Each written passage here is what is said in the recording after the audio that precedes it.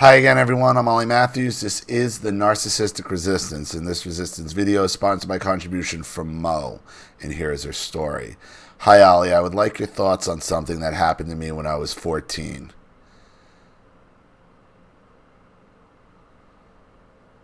I live with my schizo father, narc mother, and golden child, screwed up, older by 12 years, sister. I had one thing in my life that I loved, and it was my 5-year-old dog, Skippy. I came home from school one day and Skippy was missing. No one knew anything. I looked for him for hours. Called the hospital every half hour, or I guess the animal shelter every half hour. After 7 or 8 hours, I started to panic. He was just gone. I knew something wasn't right. Finally, a mother said my sister and father, she let herself out and decided to get rid of the dog because he got hair on my sister's clothes. So her boyfriend at the time came over while I was at school and they let him take him away. I never knew what happened to him, and to this day still don't know. Maybe it's better that way. The boyfriend came while I was at school and my sister was at work, so my parents handed him over. I stopped eating, refused to go to school, and was like a simmering pot ready to boil over when they decided to send me somewhere. My mother called the nuns at the convent they left me in as a little kid. They said I was too old and they wouldn't take me, even though one of the nuns was my aunt. She kept begging them to take me because they couldn't control me and I was a problem. Finally, she called my brother in California. We lived in Miami, and he said he'd take me.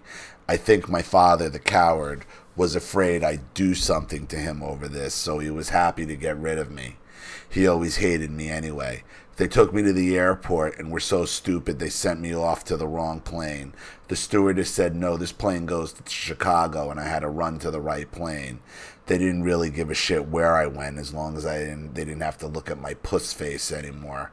I had $5 on me and went to San Francisco.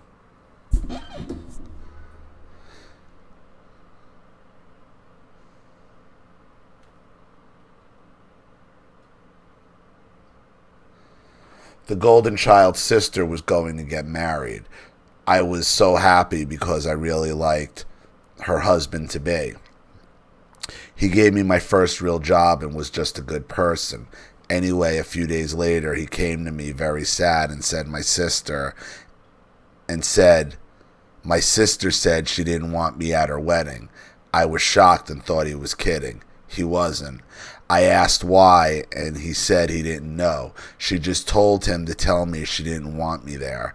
I couldn't believe it was because we were getting along just fine and nothing was wrong. I kept asking him why, and finally he said, look, she said if you showed up there wouldn't be a wedding. I was still in shock, but told him not to worry. Have your wedding in peace. I won't show up. On the day they got married, a few hours after, they were in the rooftop restaurant of a hotel. My new brother-in-law called me and said, why not come over and have a Coke with us before we leave for the honeymoon? Why would you go there for a Coke? I don't understand why you would let yourself be used like this.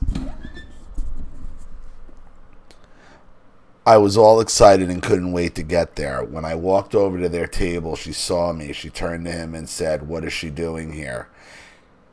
He said, my God, it's your sister. I said I'd leave. He said, sit down. So I did.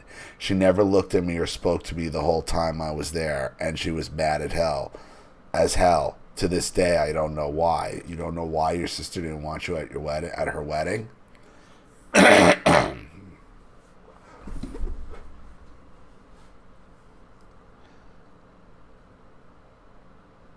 My mother used to go through my room like she was looking for something. She would steal my mail and not only read it, but also answer it and then throw my letter away.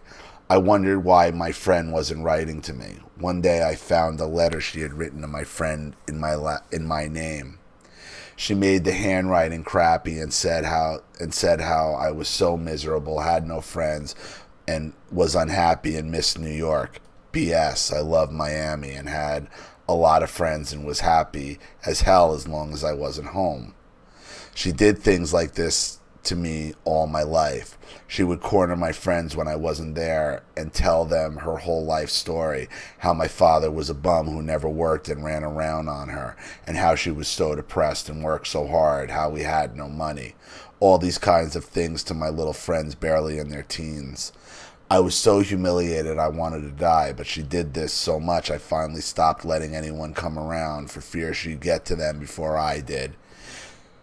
Then she'd lie about me to her friends, tell them I abused her and was so out of control and such a lousy kid. How hard she worked. She did hard work, but she gave all her money to my sister. Then she'd tell everyone how she helped her. When I quit school at 16, no one even knew until the new school started and I didn't go. Till the new school year started and I didn't go. Years later, my father asked me if I knew why he didn't say anything when I quit school. Of course, I said I didn't know. He said it was because a kid was not supposed to be smarter than the father, so it was good that I quit. Sicilian mentality. It's all sabotage. Every time I accomplished something, my sister got mad. As I said, she was 12 years older than me and the golden child. My mother neglected me so much that my sister sort of took over with me, at least when she needed company. So you were born, your sister when your sister was 12, and your sister probably just resented every bit of attention you got because you were a newborn at 13, 14, 15, so your sister hated you because your sister feels like you stole her adolescence. That's why your sister hates you. And your mother hates you, because you made her have to be a mother for 12 years longer than she actually wanted to be.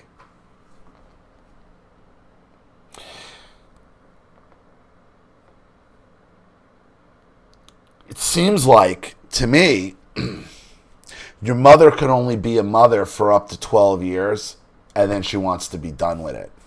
So it seems like your mother probably raised your sister until 12 and then turned all her attention on to you until you turned 12 and then sent you off to fucking California.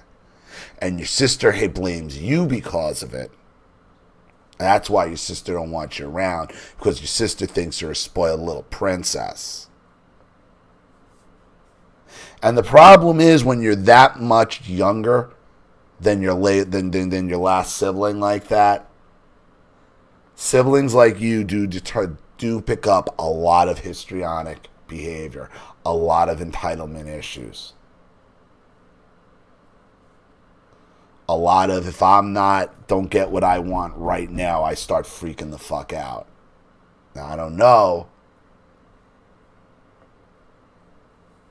if that's you or not, but it's a question you're going to have to ask yourself.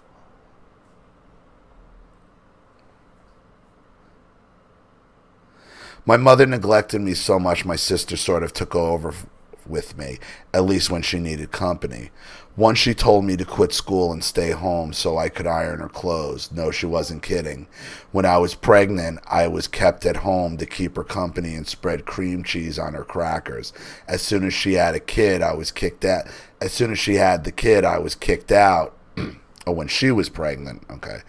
As soon as she had the kid, I was kicked out and told to go to school. No matter, I was almost 6 months behind everyone else. That was 7th grade. When I told her I was 16, I told her I wanted to get my own apartment and job. It was just a fantasy. I knew I was too young, but instead of just going along with it, she said, "What kind of job do you think you could get? You can't do anything. You can't type, you can't take dictation, you can't drive." And then with that cackle, she had said, "I guess you could scrub floors." There went that little dream.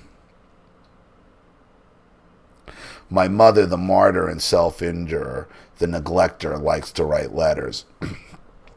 When I moved 300 miles away, she wrote me every day. Sometimes I get 2 in one day, every single day. She never missed. I hated going to the mailbox because I knew there would be at least one long letter from her telling me all the bad news, how sick she was, how my father was also sick and making her life more miserable, how she had to walk to the store for food and it was so hard because she was so old.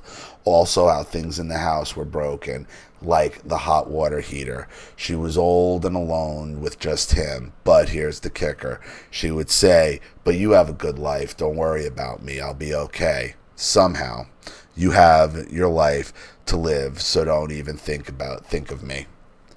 Then the next day there would be at least one long, miserable letter from her to depress the shit out of me.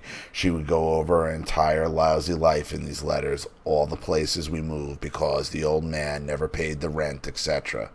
Well, I finally moved back, got tired of driving 600 miles round trip every time there was something that needed fixing. When we got to the house, the old man was standing at the gate. The ambulance was just driving down the street with her in it. The first thing he said to me was, "It's your fault."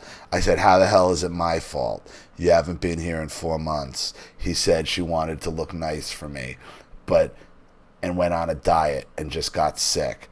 I went to the ER to see what was what. They told me she was not only on a diet, but she had been taking diet pills and water pills, and her electrolytes were way down. They gave her a shot and took her home." More later, Mo. That's because your mother is in constant competition with all the women, with both your sisters. And now your oldest sister took it out on you, the younger sister, and the cycle just fucking continues.